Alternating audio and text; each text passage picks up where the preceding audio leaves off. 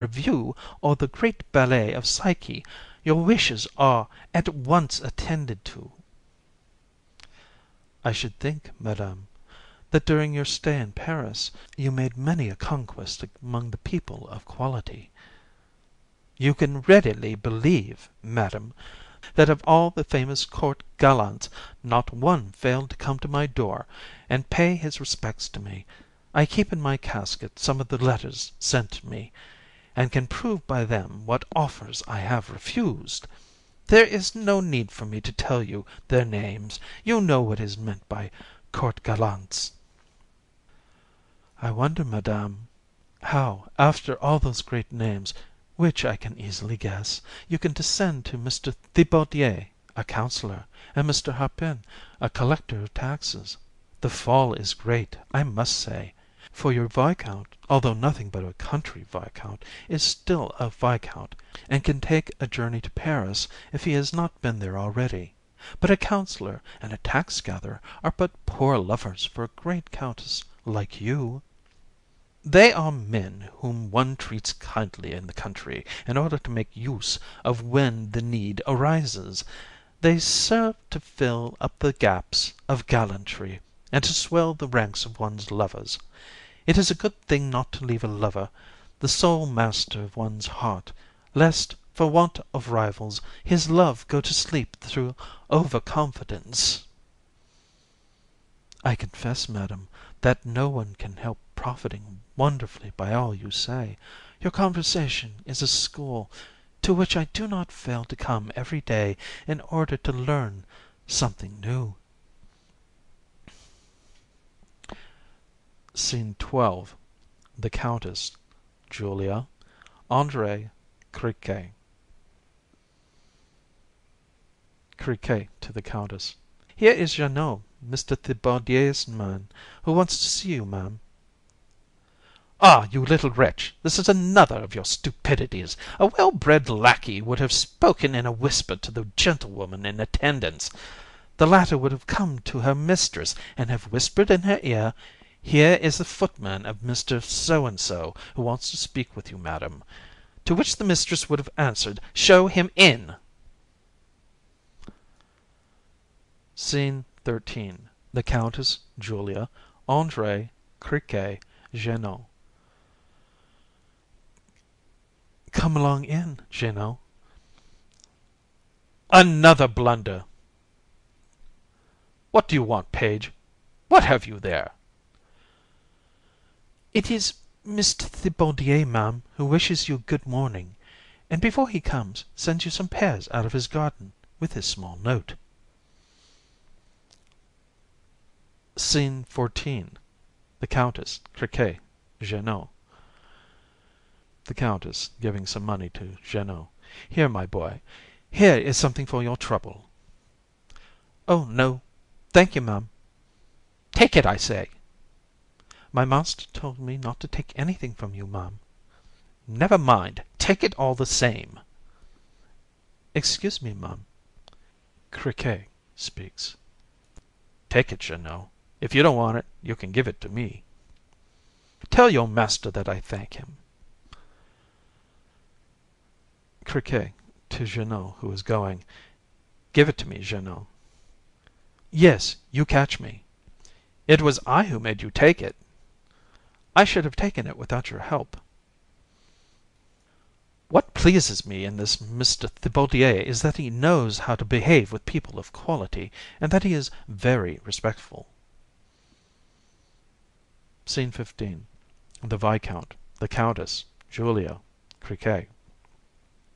"I come to tell you, madam, that the theatricals will soon be ready, and that we can go into the hall in a quarter of an hour." "Mind, I will have no crowd after me." To Criquet. "Tell the porter not to let anybody come in." "If so, madame, I give up our theatricals. I could take no interest in them unless the spectators are numerous. Believe me, if you want to enjoy it thoroughly, tell your people to let the whole town in." "Page, a seat." To the Viscount, after he is seated.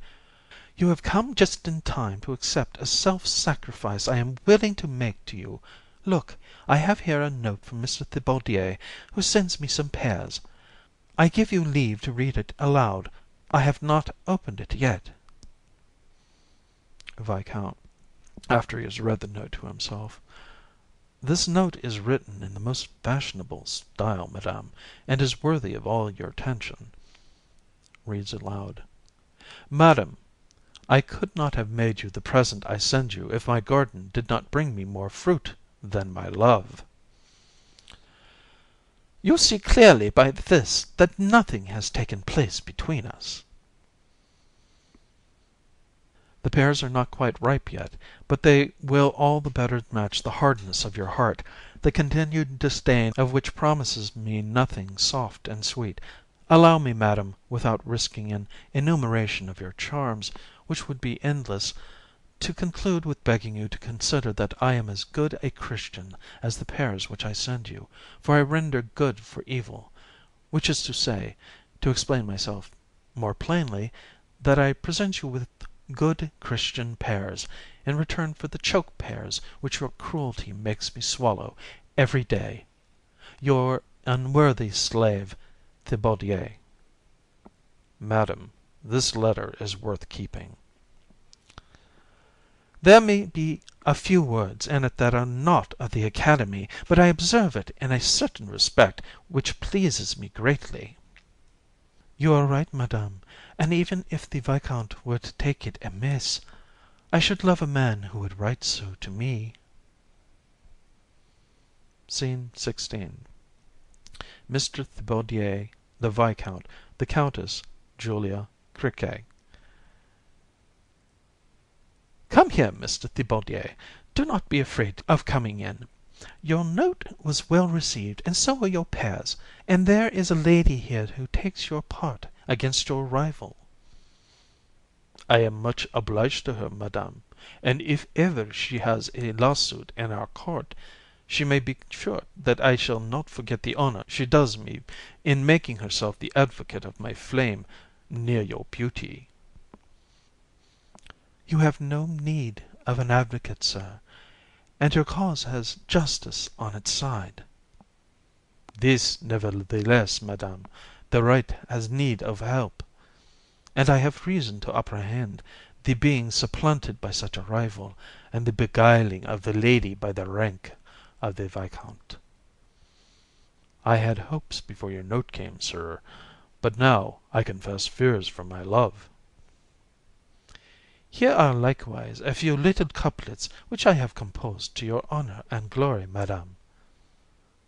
Ah, I had no idea that Mr. Thibaudier was a poet. These few little couplets will be my ruin.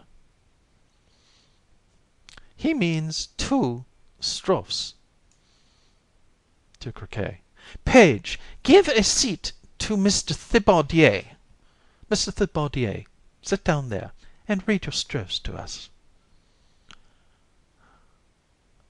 A person of quality is my fair dame. She has got beauty, fierce is my flame, yet I must blame her pride and cruelty. I am lost after that. The first line is excellent. A person of quality. I think it is a little too long, but a liberty may be taken to express a noble thought. Let us have the other. I know not if you doubt that my love be sincere, yet this I know, that my heart every moment longs to leave its sorry apartment to visit yours, with fond respect and fear. After all this, having my love in hand, and my honor a superfine brand, you ought, in turn, I say, content to be a countess gay, to cast that tigress skin away, which hides your charms both night and day. I am undone by Mr. Thibaudier. Do not make fun of it, for the verses are good, although they are country verses. Madam, make fun of it. Though he is my rival, I think his verses admirable. I do not call them, like you, 2 strophes merely, but 2 epigrams, as good as any of Marshall's.